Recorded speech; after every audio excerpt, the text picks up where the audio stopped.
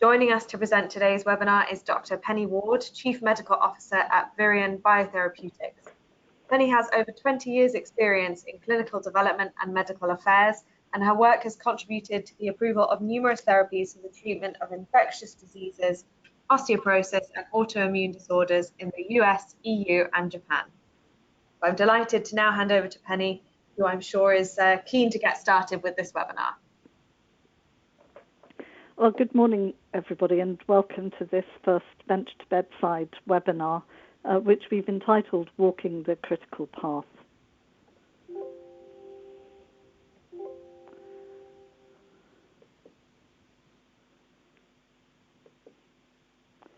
And I'm having a little trouble changing my slides, unfortunately.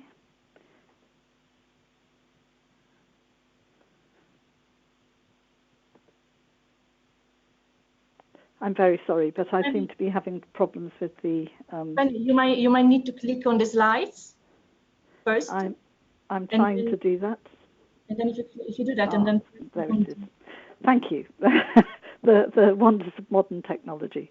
So my apologies for that. The definition of the critical path of drug development is taken from the Critical Path Initiative activities and is defined for the purposes of this presentation as those aspects of the drug development process that impact the safety, efficacy, or quality of medicinal products throughout their discovery and development life cycle. And this box describes the process from basic research in the laboratory all the way through from designing the prototype product, the preclinical development pathway into the clinic, and eventually, if all is well, approval for the market use.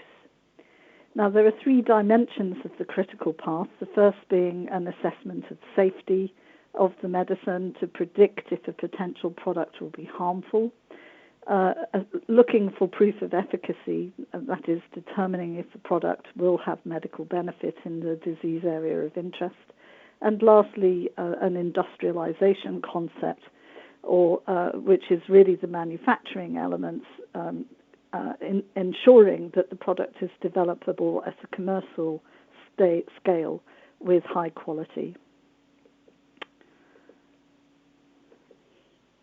And these three dimensions run across the whole of the development process, right from the basic research end all the way through to the eventual market launch, and indeed do not complete there, because depending on rollout characteristics, enhancement of commercial manufacturing may be necessary in different parts of the world, and indeed there is an overarching requirement to look at post-marketing safety in medical use as opposed to that described in clinical testing.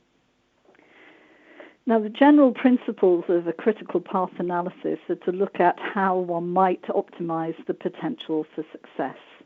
And there are several areas that can produce an optimized possibility that a product will be successful eventually.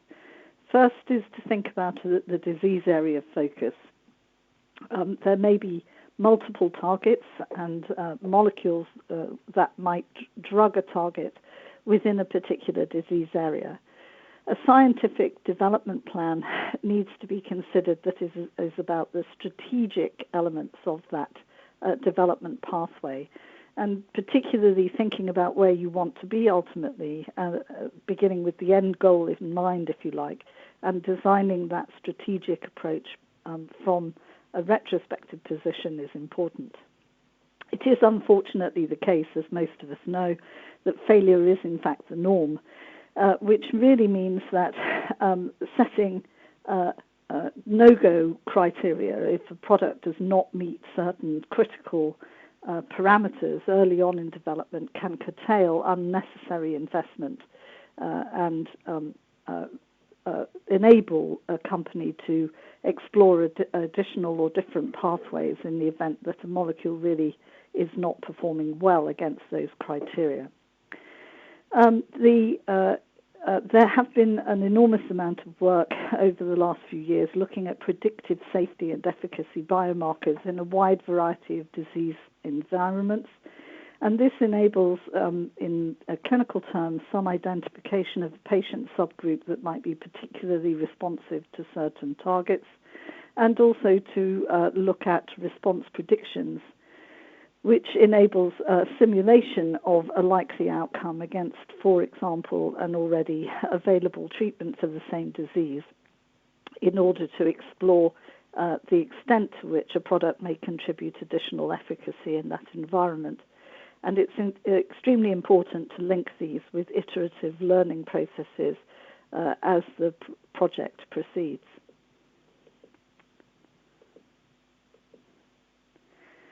So beginning with the end in mind, the first principle, and I would say this, wouldn't I, being a clinician, is that the clinical vision for the product that is in development is important in thinking about the place of that medicine within the clinical environment. This enables you to identify a patient population that may be of particular interest for that therapeutic product, or a subpopulation within a disease entity. It will help to define a threshold of efficacy that enables improvement on currently available or soon to be available therapy that may be in the market already for that disease. It enables some focus on the acceptable range of the tolerability profile, which can be redefined in the context of preclinical testing of safety. It also helps to understand the method of delivery for patients suffering from that particular disease, or patients of a certain type, be they elderly persons or children. And these link into aspects of drug potency, an acceptable dosing interval in the event of parenteral administration, for example, and the degree to which one may have tolerance for the potential for drug interactions based on the metabolic profile of the drug product concerned. And the issue here is to create from the get-go a defined vision for public health value with an optimum benefit-risk equation in that defined patient population, which can, of course, be refocused further as more information is developed and the product advances along the development timeline, and may lead, for example, to the identification of an optimal responder population who can be identified for clinical use. Now, using these types of concepts, a development strategy that is efficient along the critical path will optimize for the use of the fewest resources possible to meet those critical criteria, that takes into account the time that will be taken to achieve the goal in mind, and that generates the most information in terms of its scientific quality, clinical value, that meets the concerns of regulatory authorities, and also, importantly, enables the assessment of health economic value to enable early patient access once the product reaches the clinic. As I've said before, it is of critical importance to define milestones along that pathway, in particular of the critical features that enable one to make a decision at the milestone of a go or a no-go criterion in terms of the scientific probability of achieving the goal, and that links frequently into an investment decision point along that value chain.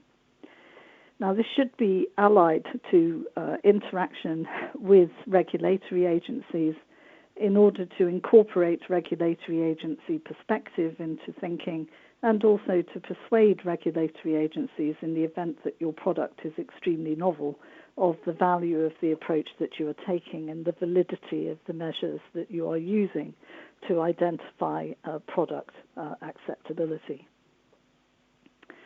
So in terms of target discovery, what can we say about those things that make development programs efficient?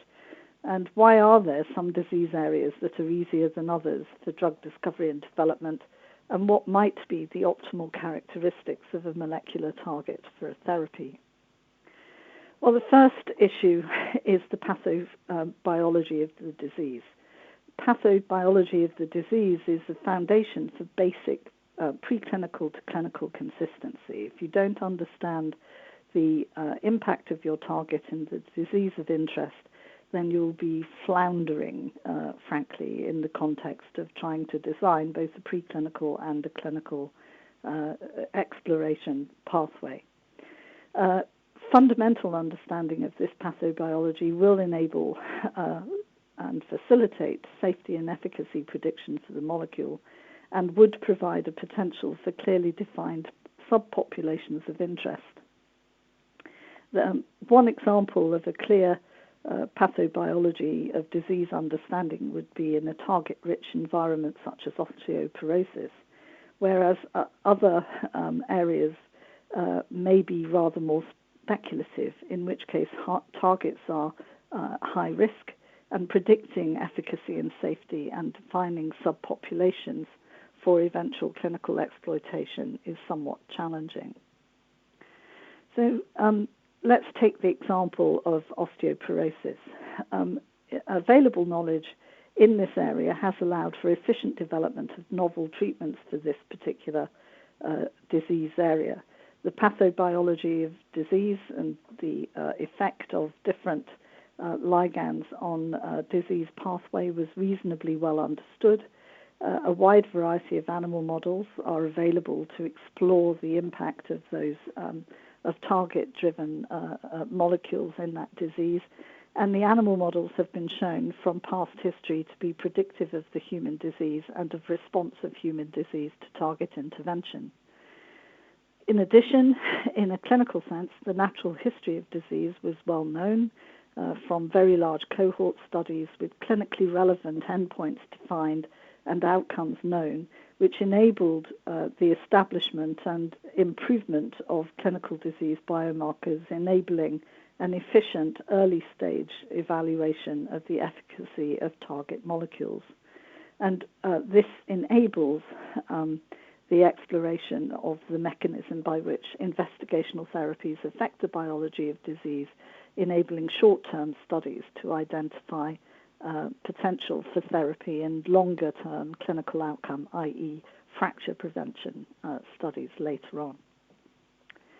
In contrast, however, respiratory development is and remains challenging. Pathobiology of a variety of respiratory disorders is relatively poorly understood.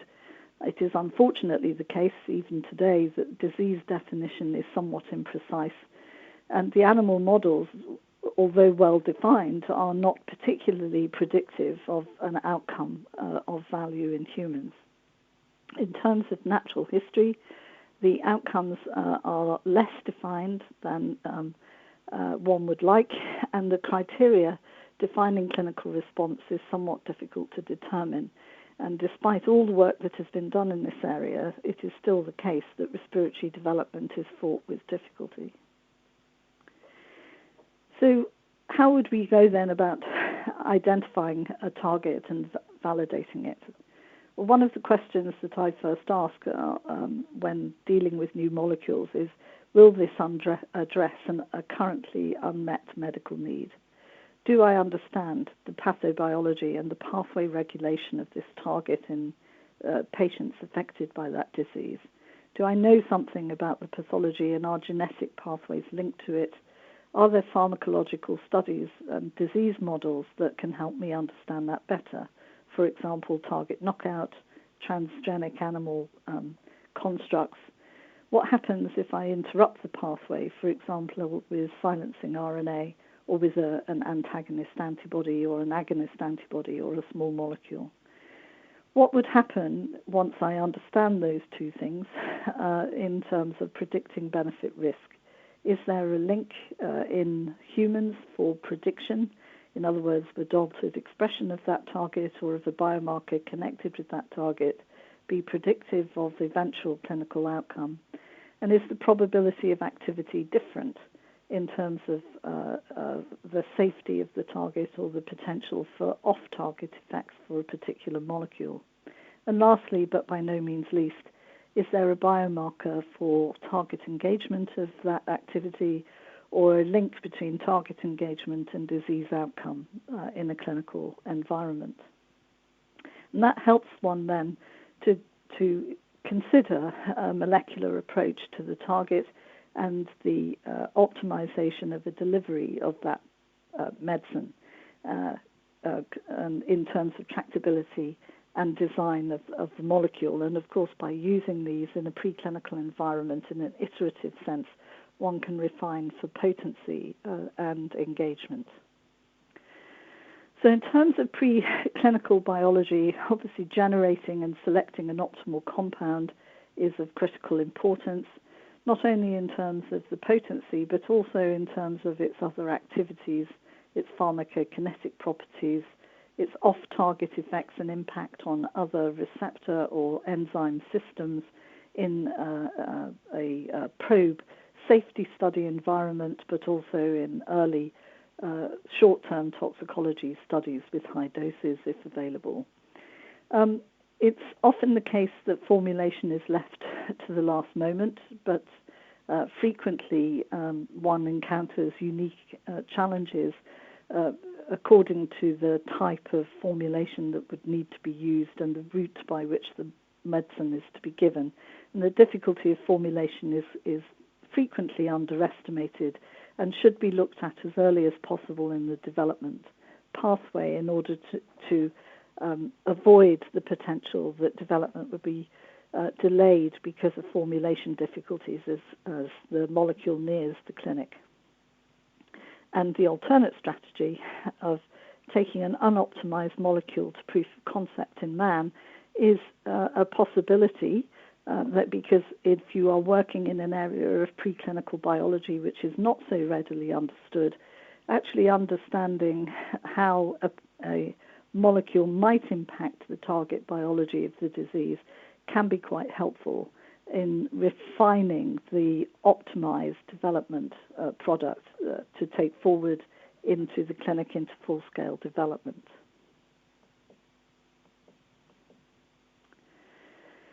In terms of preclinical toxicology, there is a growing range. There are a growing range of in vitro studies which have been based on learnings from in vivo toxicology studies, which can be used to predict tolerability in man. And this, in particular, is being applied in terms of carcinogenic potential, metabolic profiles, and in evaluating the potential for drug interaction via the CYP-P450 pathways. However, organoid studies are yet to be completely accepted other than for the prediction of cardiovascular toxicity, a direct impact on the myocardium. And it is unfortunately the case that we are therefore still dependent on in vivo testing in at least 2 species, in single and multiple dose exploratory studies. And eventually, of course, depending on the use of the molecule, one would need to expand the toxicology testing and include eventual evaluation of carcinogenicity for molecules intended for use in non-immediately fatal diseases. The evaluation of toxicology looks at absolute dose-related toxicity as well as toxicity related to total exposure over time or time-related toxicities. And it's a critical component of the strategic development plan and should be considered early on, particularly to facilitate the clinical strategy in terms of what one would need to do from early to late stage development and to have those toxicology data available in good time to enable the clinical pathway to proceed efficiently. It's important that this does provide an adequate dose exposure margin, particularly for non-immediately fatal diseases in humans, to enable proper exploration of dose-response effects in clinical studies. In terms of clinical development, the phase 1 to 2A period is a critical bridge in which iterative optimization and two-way dynamic between the clinic and the preclinical area is important. The aim of this part of clinical development is to look at the PK of the molecule, to evaluate the engagement of the molecule with the design target, to evaluate the range of biological activity, and to develop evidence of initial clinical benefit risk in terms of the therapeutic margin. This is a critical period of development because most decisions are going to be based on the outcome of these early studies. And importantly, given the very major investment required for a phase 3 program, this will either make or break a new product in the clinic. So you must be clear what you are trying to achieve with your early studies. In modern day format, rather than using phases 1, 2, and 3, we often record this translational phase as the learning phase. And it's common to incorporate experimental models to optimize target molecules where we're dealing in particular with novel pathology in a disease environment. In this circumstance, clinical trials will largely be hypothesis generating in order to optimize subsequent clinical experiments in clinical prediction, to identify and to validate predictive markers or responsive subpopulations of patients with the disease of interest. And this may be quite time-intensive. Speed is not necessarily the primary concern because the anxiety here is to create data which can assist with further optimization of a target molecule for a disease to be brought along later on. Biomarkers are important here to both optimize dose selection and also to help with the prediction of benefit risk.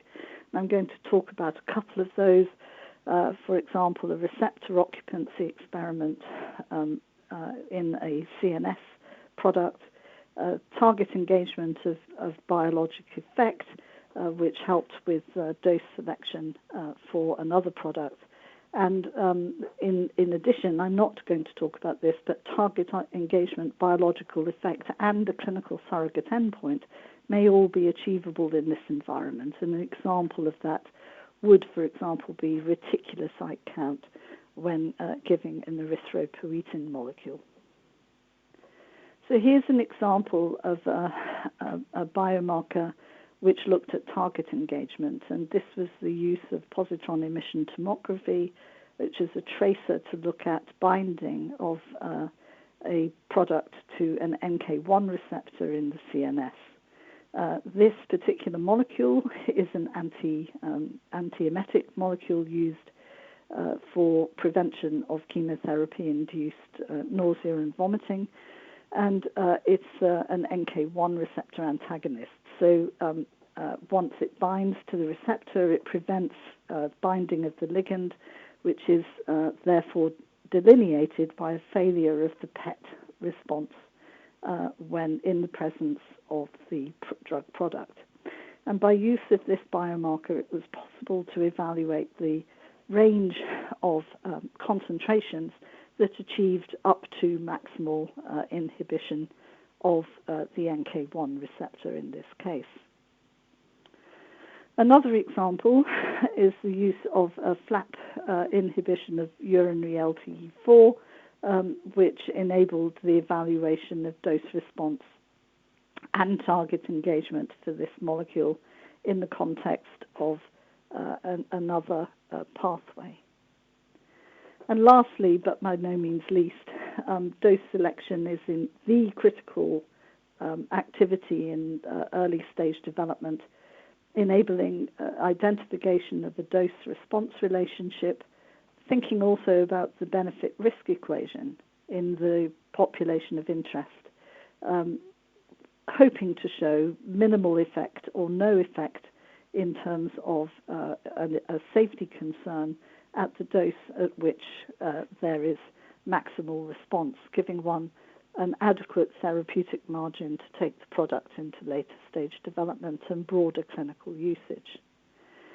So an example of that is an oral muscarinic agent, which was explored in the context of respiratory COPD patients. It has been known for several years that muscarinic anticholinergic agents are effective when inhaled into the lung, and ipratropium is the market leader in terms of inhaled anticholinergic agents in COPD. However, many patients don't like to use inhalers, even if they are used to using them, and it was thought that an oral product might be equally effective and would replace the need to use many different inhalers.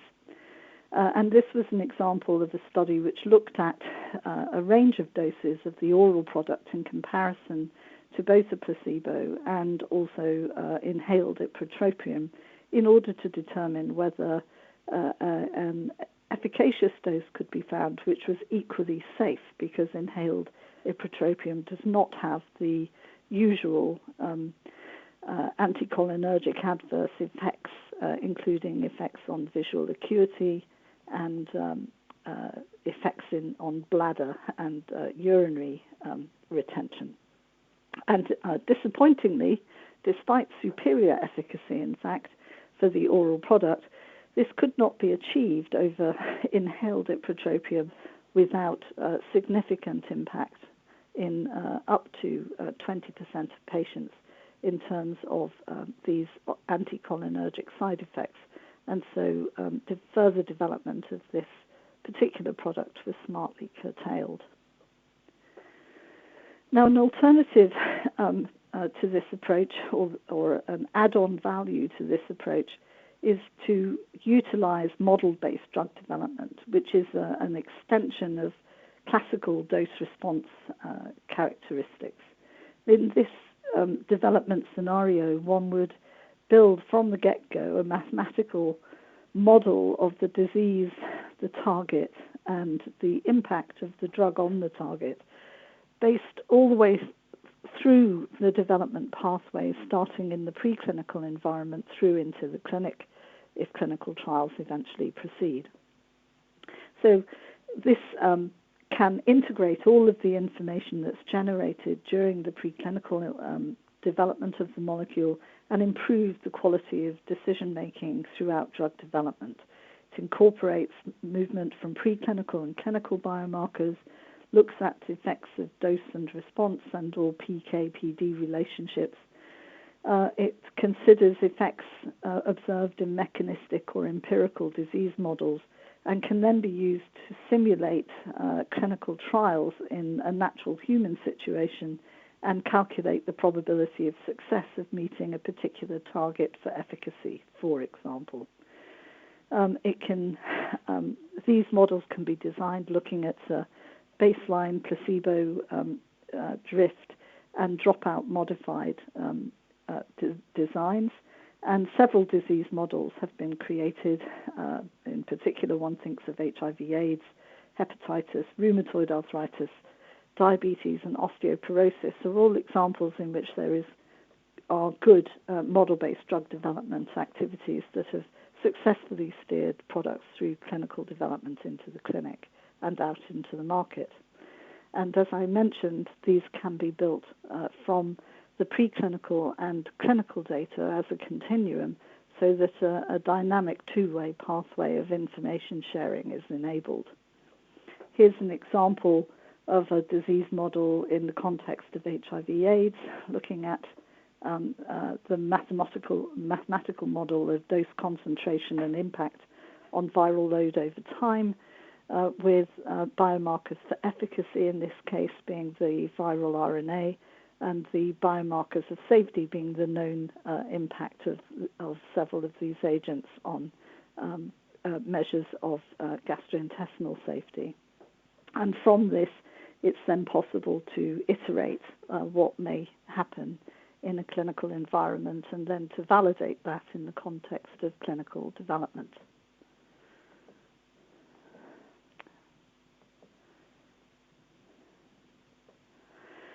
In terms of phase 3, program designs must be sufficient to address clinical questions in the population that is targeted because these are the studies that will lead eventually to the use of this drug in clinical practice. Phase 3 may incorporate more than single trials, but for breakthrough or orphan designation products may be relatively sparse. If they're to be conducted across the world, then special considerations have to apply, particularly as it approaches the choice of a comparator agent, if any, and the availability of that comparator agent in countries in which clinical trials may run, as well as the incidence of disease in the different parts of the world and in different racial representations. It's preferable where possible to conduct phase 3 with a single dose, although in accelerated development, more than one potentially effective and safe dose may be taken into phase 3 to utilize the larger patient numbers in this end of clinical development to identify the optimized dose for clinical use. Unfortunately, by the time one gets here, any measurements that one plans to use in this environment should have been previously validated and qualified according to a variety of standards, and we're just about to come under the auspices of the revised European directive, which has aligned with the existing FDA qualification of biomarkers for use in development regulation. One has to consider the question of placebo versus comparative designs.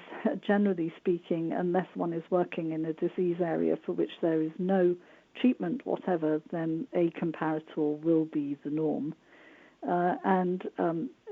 The question of tolerability is highly important here, and pooling of the data across the trial population looking for signals of toxicity identified from animal or in vitro testing of the molecule can help one understand the probability that adverse effects will be noticeable in the eventual outcome.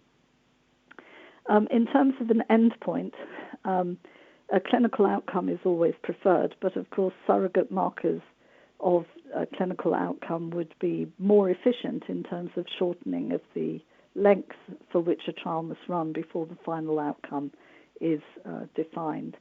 And it's particularly important here to start the collection of health economic data in order to both be able to position the molecule in the context of the range of medicines that may be available for treatment of a disease, but also to deal with the question of value and ensure reimbursement and thereby patient access to the therapy once it reaches the market.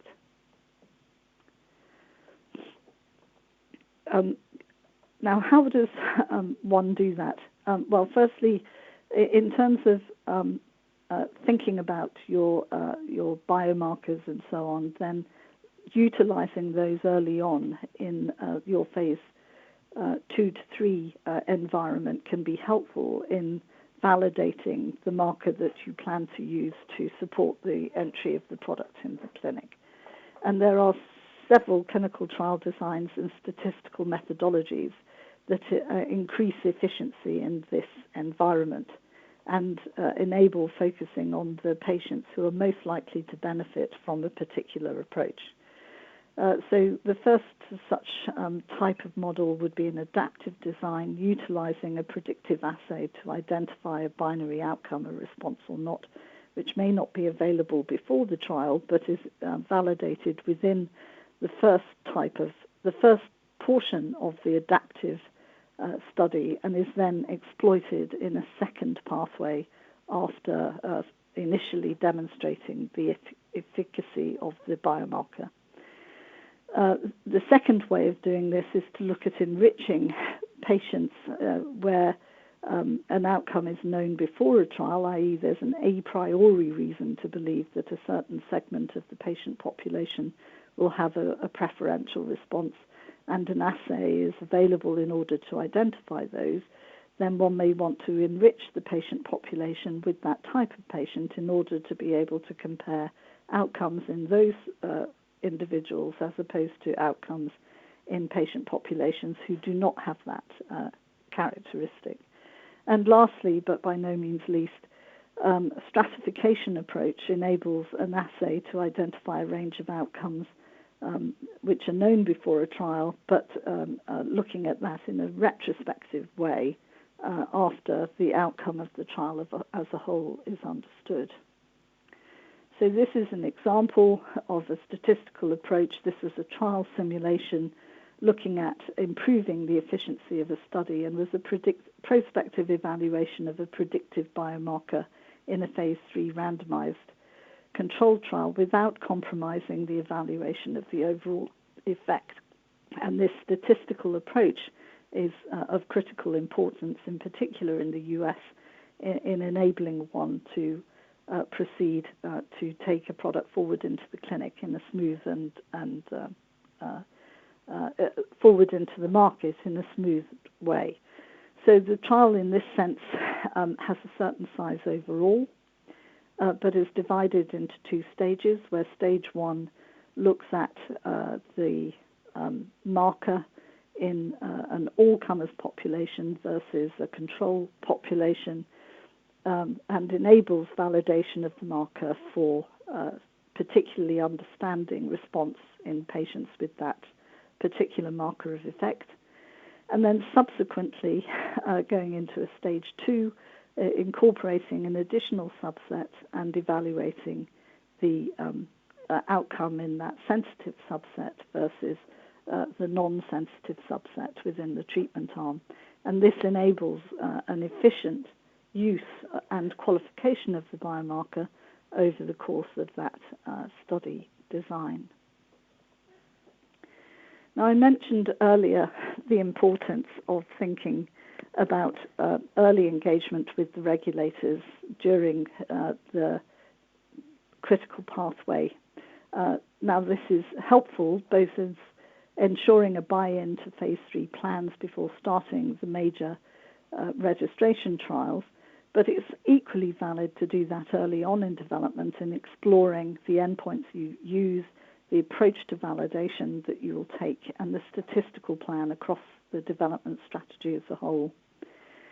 It's also useful to get early buy-in into the other ranges of development in terms of the context of the use of the target molecule in that particular disease, where you see the clinical positioning of the product in the context of other treatments, if any, that may be available, and to consider what information is going to be critically necessary in order to gain the type of label that one would like to have for that product eventually. So this leads one through into carrying the regulatory agencies with you. It creates a dialogue between the company and the agency as you work forward to produce a medicine which will be useful for patients. Now, in terms of the product label, the scientific and risk-benefit data must be summarized for the agencies, and it's negotiated separately with agencies worldwide. So it is possible, in fact, with the same development program and the same clinical data to end up with somewhat different labels in different parts of the world because the local labeling is negotiated separately with agencies.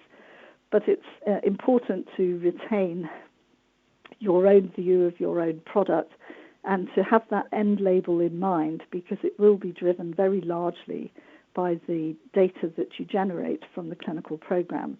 And so thinking through how that clinical program will impact on that eventual label in terms of use and also measures of assessment at critical time points, so that patients can be taken off therapy to which they're not responding, or alternatively patients supported in terms of managing of adverse effect profiles without losing efficacy is of critical importance. And as I mentioned, you don't end at the point that you reach the market. Evaluation of your drug products extends out into the post-marketing environment, and in particular, post-marketing safety surveillance has major emphasis in modern practice It lasts right over the life cycle of the product in all its indications and in all its populations, and eventually harnesses a very large continuous observational data set which may be generated from multiple sources as the product moves into clinical use, and doctors start to use this for patients not only with the disease you first developed the product for, but also for other medical conditions for which that particular molecular target has a place. Now, post-marketing safety surveillance is not a direct observational data set such as you develop during clinical trials, but is derived of spontaneous reports of adverse effects observed in different clinical settings. And there is different rigor for reporting these observed events between different countries. So it is common to use large healthcare databases in order to explore safety profiles post-marketing. In this country, the General Practice Research Database is one such. In the US, the United Healthcare Database, which is an extremely large database of insurance claims, is utilized. The data are often quite difficult to interpret, and in particular, causal relationships may be difficult to determine under these circumstances. However, it's possible to predefine and set up a mathematical comparison of event frequency among and between drug classes used for the treatment of the disease of interest, something called the PAC reporting rate, in order to be able to detect early potential for trouble in the event of an adverse frequency of a particular side effect in one class rather than another. And that can be a useful way of intervening early before a potential for concern becomes an actual concern. In terms of utilizing information from the pre-marketing environment, maintaining the ability to pool clinical trial data across the whole patient populations, including any phase 4 studies that may be done with the product after it is launched into the marketplace, is important. And that's facilitated by using common data definitions, which are now a requirement for GCP in clinical environments. And lastly, but by no means least, setting up a registry and evaluating both efficacy and safety in the context of a patient registry has proved to be very important in placing and contextualizing the use of medicines, for example, in rheumatoid arthritis, in lupus, in pregnancy in certain conditions, and indeed increasingly now in orphan disease indications and in rarer cancers. So this can bring some challenges, obviously, in discovery and development. The greater efficacy and better safety necessitates accurate understanding of the pathology of disease and picking the right targets. Development of tools for safety and efficacy prediction is useful in terms of increasing the probability of success at each step. And lastly, defining specific subpopulations for enhancing benefit to risk balance, being able to identify that population and to predict the response within that population is of critical importance. And by utilizing these tools of biomarkers, selection criteria, drug and disease monitoring, and thinking forwards to your targeted label and to your trial designs would be highly useful in improving the potential for success over the critical path. Thank you. And questions? Thank you very much, Penny, for an excellent presentation. We're now going to take some questions from the audience. So if you've not done so already, please do type any questions into the question box and Penny will do her best to answer them.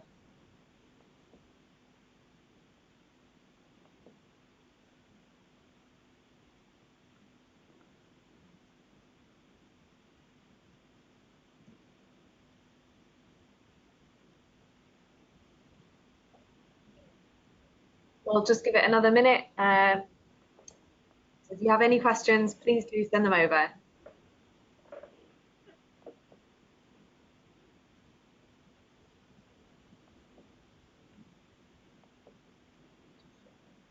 Okay, then a couple of words from us to finish up. We are the BIA, the Trade Association for Innovative Life Sciences in the UK. If you're not a member, oh, hang on, sorry to interrupt that. We've received a question.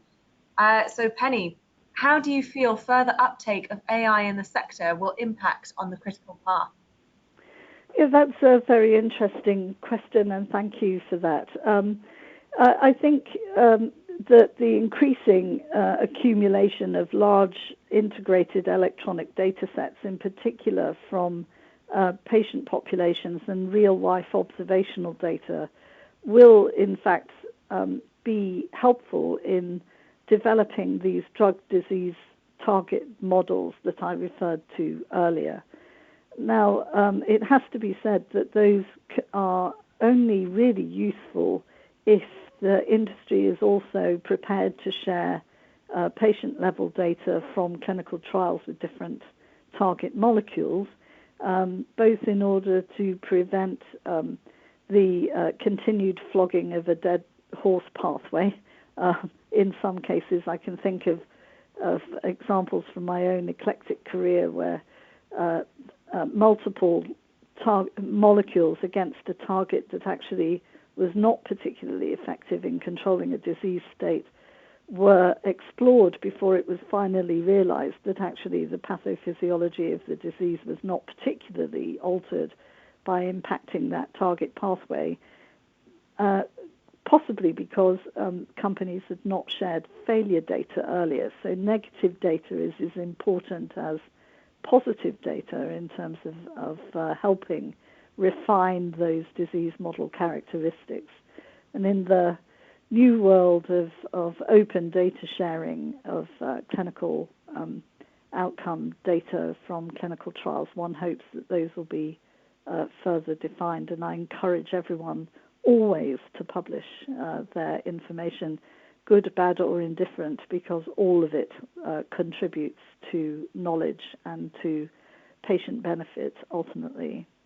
In terms of orphan drug indications, of course, the use of large registries and observational registries of disease pathway over time have been extremely useful in helping early identification of efficacy of molecules that have impacted that average progression rate quite early on in the disease pathway.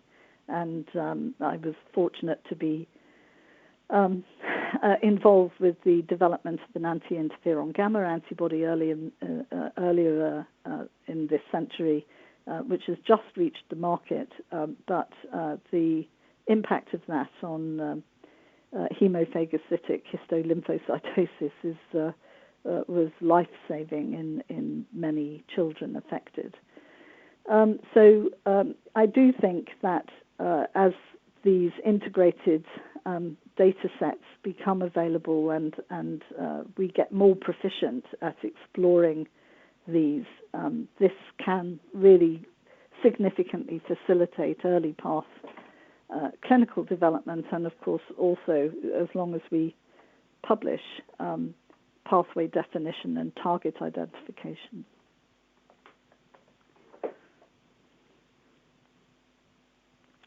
Thank you, Penny.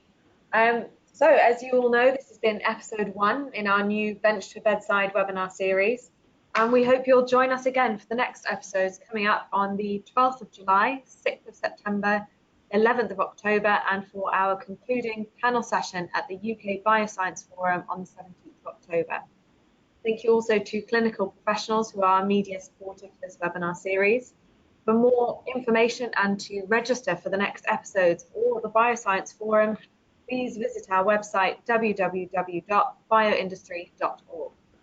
Penny, thank you again so much for joining us today for a fantastic episode 1 in the Bench to Bedside series. Thank you also to everyone in the audience for joining us today. We look forward to reconnecting for the next episode on Friday, 12th of July.